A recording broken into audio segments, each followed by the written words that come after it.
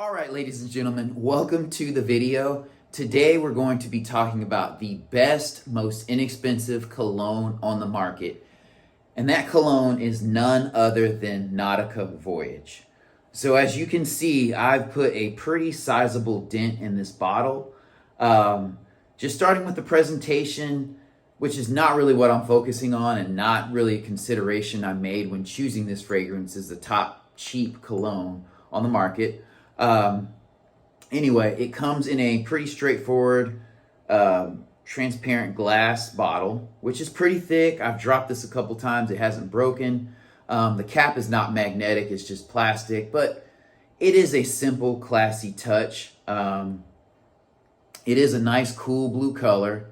And I will say the atomizer is middling. Okay, and before I get too far in the video, I just want to say a couple things about fragrances that I did not include.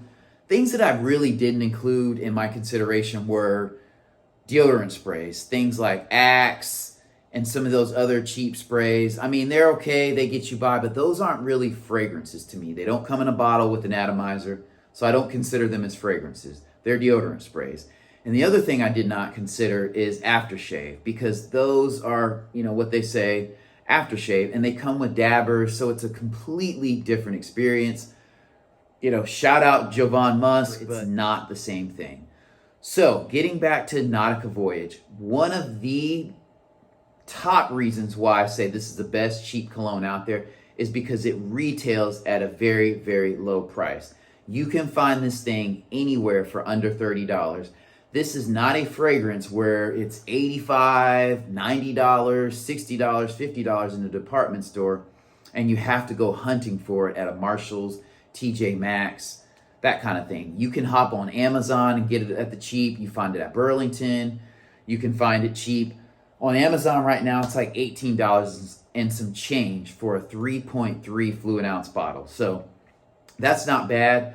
I've seen it the price fluctuates on Amazon and online, but I've seen it from anywhere from generally 20 to 30 bucks. I think Walmart is where I've seen it at its highest price most recently, and I can't even remember. I think it may have been over $30. And again, you don't have to hunt to find this for around 20 bucks, and it's been that way for a while. And I'll say, I actually found this bottle, I don't know who was slipping, at a Burlington for $10. And I thought it was such a steal that I went out and got a bottle for a friend, and I should have grabbed another one for myself because I've only had this like a couple months. Maybe I've had this since March, and I've sprayed it down because it's such a clean, fresh, and inoffensive scent. So, all right, guys and gals. And so the second biggest reason I chose this fragrance is because it is very fresh and inoffensive. I have never heard anyone say this fragrance smells bad.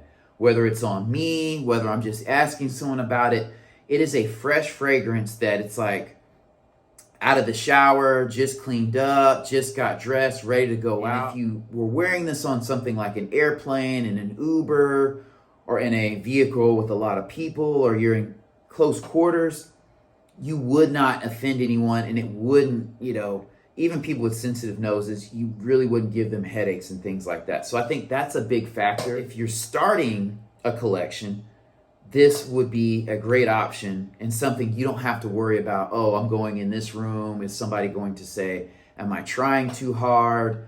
And the worst they could say is that it doesn't smell expensive. It's just very fresh. With that, it lasts on the skin. I would say my skin about 5 to 6 hours, projects probably 2 to 3. I kind of go nose blind to it, after that time. And I think this goes well on a lot of different skin types. And so I'll just get into the notes real quick. Top notes are apple and green leaves.